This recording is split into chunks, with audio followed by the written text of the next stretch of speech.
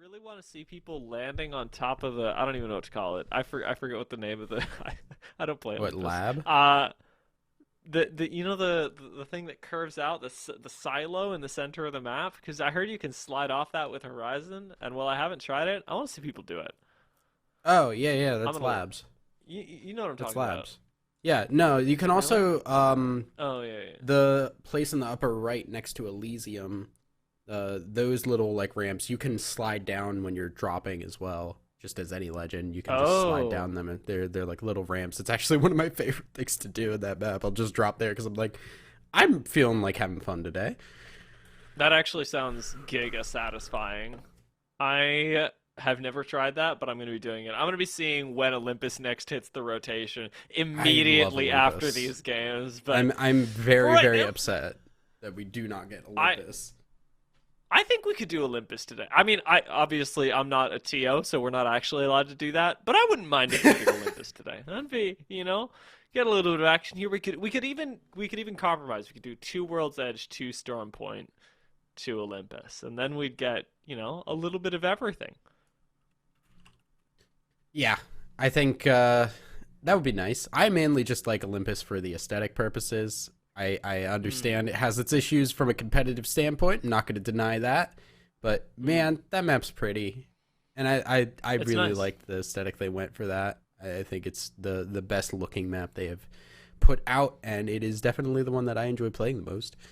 But we are on World's Edge right now, as we do see people landing at Skyhook, multiple teams, two brain, one mouse and keyboard around, and I don't know who the other team is. I know that we did see RCO over near Countdown, so they are within the area, but most likely not going to be going into that area unless the ring's pulling there.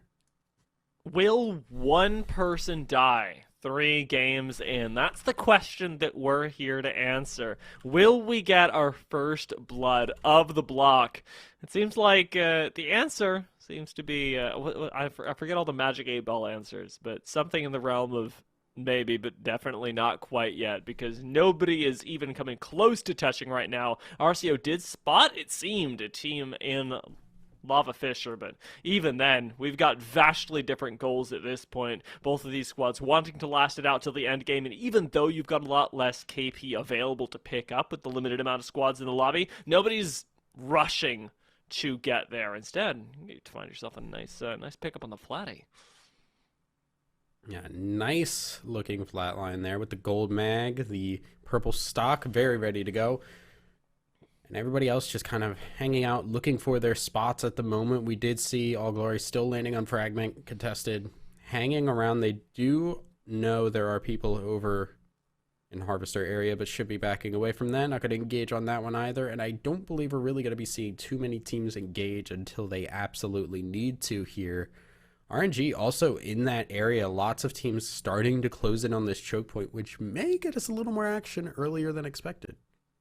I wonder if we'll see any teams try and pick up the 301. Madness running around with the alternator right now is taking away from the, I would say, crazy market share that right now heavy ammo has. It's just kind of RCO. insane to see people running things like Flatline Spitty and, well, maybe finding their first kills of the game, even picking out the wingman right now. Heavy ammo is going to come at a premium, but right now in the early game, it isn't a problem. RCO playing things safe, though, outside of Lava Fisher, aren't going to overextend since they didn't get any initial cracks. They certainly didn't get any initial knocks, and we're going to play this one slow with the ring not forcing anyone out, but Flesh being found by Sleepy Panda. That's a knock instantly, and it should be a fight that RCO can capitalize on because Gibraltar has gone down. With no Gibraltar, you should have no reset. Nando loses almost all of their shields. Wrapping around the side, ends up finding Flesh alongside his teammate, takes out Stiff Meister, and RCO find themselves first blood, first team wipe of the block. Yeah, RCO Sleepy Panda hitting the nasty shots with the flatline early on just completely turned that fight rather. They already came in with a really strong looking set of shields and just dropping in with that damage, getting the knock and going from there 3v2 onwards. RCO getting a great start, and that's when RCO seemed to do their best. You know, we've seen RCO be pretty consistent, all things considered. But what we've seen them kind of struggle with is getting those early starts. When they start going off the rails, that's when RCO plays at their best, when they're just completely wiping teams. Momentum-centric team now maybe getting that stymied a little bit. Renegades have rolled up on this, and they're giving us the early action. Nando is already down, and it's a 2 versus 3 in the favor of Renegades if they can control the flow of battle. For the moment, it seems like they are doing just that, with Skirwy even whipping out the Sentinel at medium ranges right now, and still causing RCO to flee. Heads up. Check out this way. Yeah, definitely don't want to take too much of a fight there. I think just after they got through their last fight, maybe not having the most amount of ammo and nades as much as they would have wanted, but unfortunately Nando does go down. RNG will pick that one up, and RCO, and they got their good start, but could not keep it going. Just a bit of a quick rotation from Renegades ruins their day. There is a chance that you get to recover that banner. Renegades have already moved extremely quickly to make it all the way up to Lava Fisher before the first zone even finished closing. And there's a chance that they continue doing just that, moving up towards the north, towards where they might be expecting this zone to end. All Glory Gaming have already decided where they think the zone's going to end, because they're playing Sniper Tower right now, and we could be going out into the open between here and Countdown. A tricky landing by Rent Free seems to have still left them ultimately alive, and they've got a Watson to give them a little bit more safety up here. Yeah, once they land, they can immediately set themselves up. Don't even have to worry about the nades. They have the Watson all ready to go. So Rent Free should be fine here. It was just getting there. That was the real struggle. We did see a bunch of other teams around, so expect some contention here, but I think they're on the edge of this, not the next ring, but the ring after, and won't be pushed too hard in order to get more. As we do see Mysterious already lost one of their members, but they still do have the Valk. They have the Newcastle. Okay. They did not get the banner, unfortunately. Oh, Eagle's Nest, they're gone. Unlucky. Unlucky for Eagle's Nest. Ended up going out just then. We'll see if we can get this this Newcastle squad to be made whole again, because I'd like to see a little bit of Newcastle in the end game, see what this looks like. I know that we've got some caustics in the lobby as well, and running double fortified does sound really good. I'm just curious to see how it ends up playing out. I know I'm gonna ask this question, and I don't expect you to have the answer, but is that the legit Lolly, like the guy from Forg Gang in EU? Target spotted. I have no Or is somebody? clue. I would not be able to answer that question. I haven't seen him compete in NA, but I'm down. That guy's good at his job, and well, it seems like we're getting a taste of even more skill as we end up popping in over to fights by Countdown. Renegades are pushing up once again. They've made their grand exodus from Lava Fisher and seem to be in control of this battle, especially with Scurry on the high ground. Oh, goodness. Having swapped off the Sentinel. Still using the car now at medium range, so insists on using things outside of their God-given ranges. Sentinel at medium range, car at medium range, but neither of them at short or long. Instead, it'll be a quick back off. Renegades didn't get the initial cracks that they wanted, didn't get any initial kills, and we got a chance to see that RCO are actually up to the north of them. Yeah, I mean, look, you point and you click heads. That's all you gotta do with the gun. That's all you do with any gun. True. It doesn't matter how close or far away you are. If you click on the head, you will do the damage. And Renegades certainly putting that to the test here. Rent-Free gonna set themselves back up, and yeah, RCO hanging out with their only two people. I don't believe they were able to get their banner either, so they're gonna be running at a disadvantage as we do check in with Blackhand. Another team that we kind of expect a lot from today. Those shots seem to definitely point us in the right direction. A little bit of a slow comes in, but Goat is ready to go. Being one of our only players to run the horizon right now, you can find unexpected angles.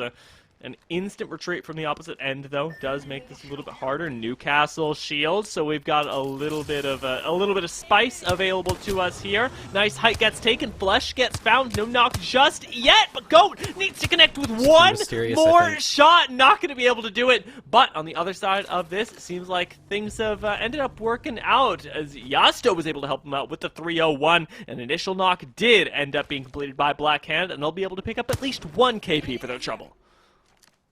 Yeah, they want to keep continuing on the chase here, but they got to be careful how far they chase this. Never mind. No, they're just good. They just click. What?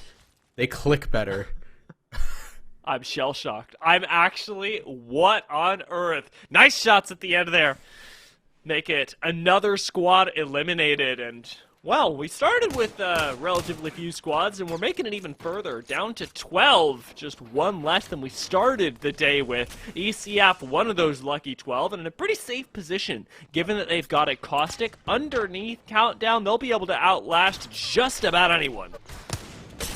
Yeah, they should be able to hold this, but it is just down below, and they do have people above them, so they've got to be pretty careful here. The Caustic will allow them to hold on pretty nicely, and they do have the Gibby as well, but the rotation options are not great. They've only got the Valk. Remember, this patch, you cannot spin with the Valk anymore. You cannot get that little extra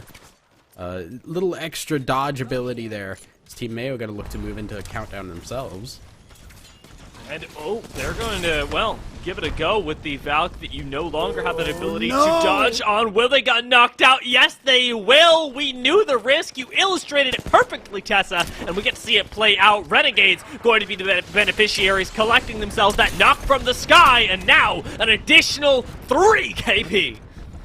Yeah, and of all the people that got knocked first, it was the Valkyrie, so they could not get that ability to fly away. They all just came crashing down, and Renegades ready to catch them in waiting arms, pick up the KP, and move on back into Countdown, where they do have a little bit of a fight waiting if they do get a little further in than where they currently are. Yeah, we could see some really nice third-party action over here, since we are starting to get that density that Apex is so well known for. It is another ring, however, that will ultimately pull us out into the open, and All Glory Gaming are controlling the largest part of this. Yes, we've got Sniper Tower in, but I love that they prioritized the low ground and this RV that it ends up being just in the north of the open area by landslide, because that is the only real place of cover that you get from every angle in a zone like this, and it's honestly almost a guarantee of top 3. It is, but they are going to have to move shortly here. As you can see, the ring going to pull them out of landslide and into the rest of that team. Blackhand hanging around on the outside of Fragment here, trying to get in, but they're getting caught out here by the choke. Lazarus do not want to allow them into the ring, and maybe Blackhand got to try and figure out another way around to get into this next area.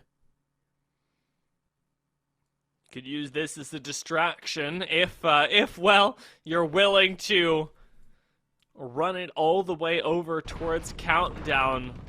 Seems like Renegades have a nice angle on this so far, playing things pretty slow as we'd expected them to, but with the ring closing them out of where they'd won the fight previously, they did have no choice but to walk out to a relatively open area, one that is vulnerable to defensive bombardments and the following nades that can bully you out of the low ground. Skirwy switching things up once again. Blackhand ended up going for the wingman, and it seems like right out here, yeah, we've got another team meeting their end. Blackhand actually end up losing 2, and Lazarus are the ones to capitalize on this. 1 member left, and Lazarus should be able to find him. Nice double flank coming in. Bize gets knocked. Jesper has to turn things around. The Peacekeeper isn't doing enough. Could this be the 2v3? Is Blackhand going to win this? Mollis follows him all the way up the high ground. Peacekeeper does a lot of work, but Yasto almost ends up surviving, almost ends up doing it, and Mollis writes the end of Blackhand.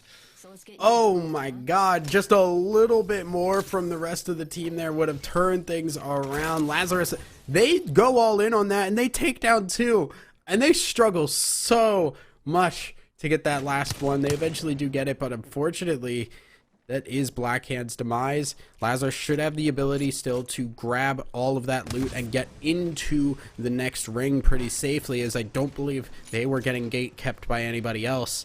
So while it is close, I don't think there's going to be any lasting repercussions from that fight itself. That's something very unique about today, right? The amount of third parties that we normally see in a situation like that would assure that both teams end up going down with a performance like that from Blackhand. But on this particular day, it's going to be just enough that Lazarus not only get those 3 KP, but get to continue to rack up even more in the placement points. I think actually, given just the way the scoring works, yeah, since we have 16 teams, it's only the first team to die that doesn't get any placement points. Yeah, it is pretty early on that you'll unlucky. start getting those placement points. It's not a lot of placement points, so it's still, it's not like you're extremely happy to get those 1 or 2 placement points. But All Glory now a little bit on the run. There's Jin over there on the side hanging out. Kubsky and friends. There is still Dexterity on the outside, as well as we do have Lazarus after their fight from Blackhand. I hear a bow. We got Jaguars whipping this one out today. We saw 92 damage dealt with the bow 2 games ago. Jaguars could up that counter just a little bit further. 6 shots.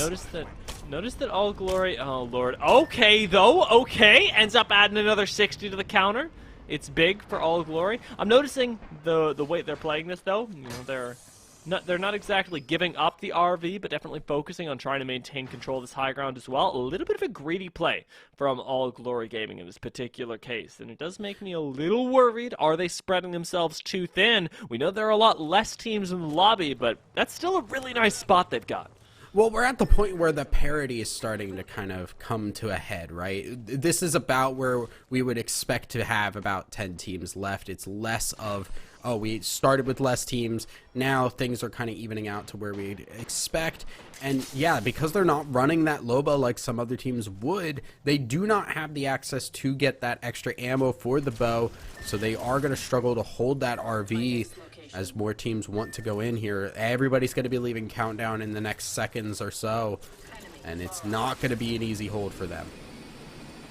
A lot of safety for Renegades as they end up relocating as well. Sniper Tower is free, but they're actually passing it by, opting for the low ground, opting for the potential contest onto that RV later as the zone starts to close. They're not the only ones up in the sky, though, and other teams are going to be looking at them from above. Some even forced to divert into All Glory Gaming. Well, we've got a bubble fight going on just off to the south. Lazarus are trying to get in, but they are being capped out. Already lost 2 and are going to lose a 3rd. Lazarus get taken out by Oxygen, who are fighting right underneath the sniper tower. Nice turn by Kupski, buys him a little bit of space, and Oxygen should be pretty safe from here on out because, well, you don't want to give up the high ground unless it's a guaranteed win, and Oxygen are doing quite well to keep this from being guaranteed for anyone.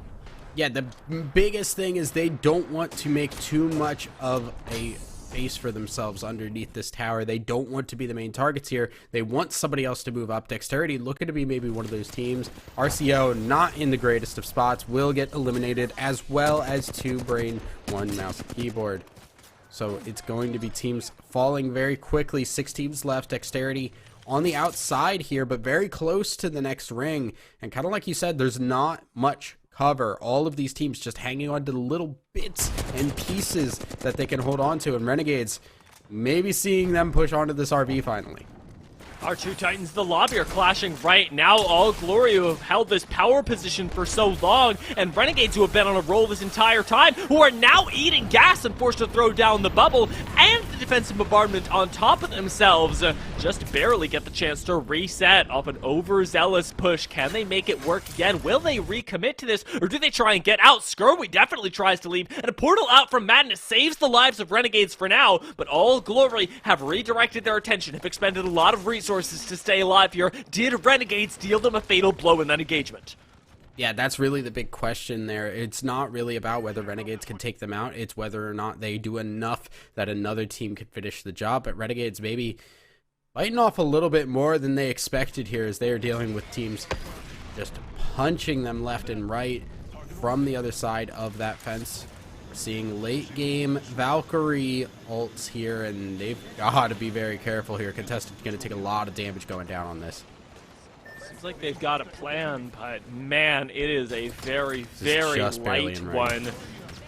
Yeah, at this point, I mean, even this shipping container doesn't feel that safe, and we've got defensive bombardments going off in the area as well. Renegades have jumped from the fence line directly into the center of this open ground and look to be trying to gatekeep some kills coming from the southern end. All Glory Gaming doing pretty darn well at the same time. The kill feed is lighting up. Dexterity, rent-free, contested. They all go out, and we're into our top 3 teams. Renegades controlling the center of the map. Should be able to deal with everyone, but they're attracting so much attention that it might be to their detriment.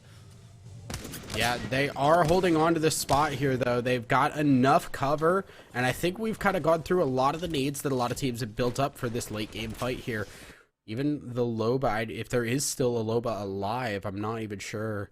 It's going to still be hard to get any more, and it's all about the firefights right now. It is a 3-pronged attack here. Oxygen and Renegades and All Glory. Oxygen getting lots of damage down. Both.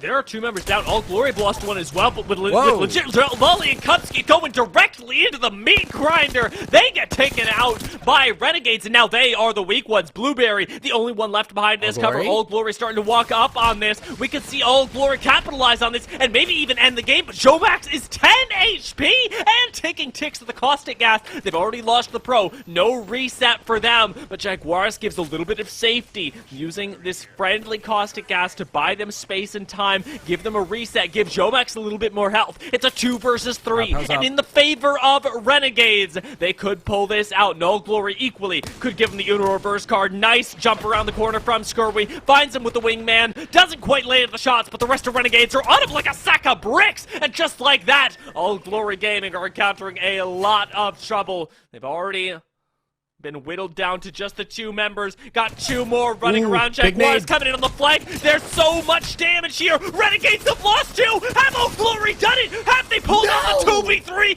Yes, they have! All Glory win the first game against Renegades. What an ending to that game. Did not expect All Glory, especially after losing one of their teammates, to turn that one around and pick that back up. The caustic doing so much work at the end of that, buying time for Jovax to heal back up, get back into the fight then. And a massive nade. I don't know who it was that tossed that nade, but a crazy nade at the end of that to just pop all the shields off Renegades. And the pincer maneuver. Usually when you see teams try and pinch like that, you just see one person go down, and then they all focus on the other person. All Glory with the nade. There was enough confusion going around that Renegades weren't sure which way to go, and All Glory able to pick off people just 2 at a time there, get the first 2 down, and then it was just back and forth, keep trading off the aggro between the 2 players there. Amazing stuff from All Glory and a really well played final round.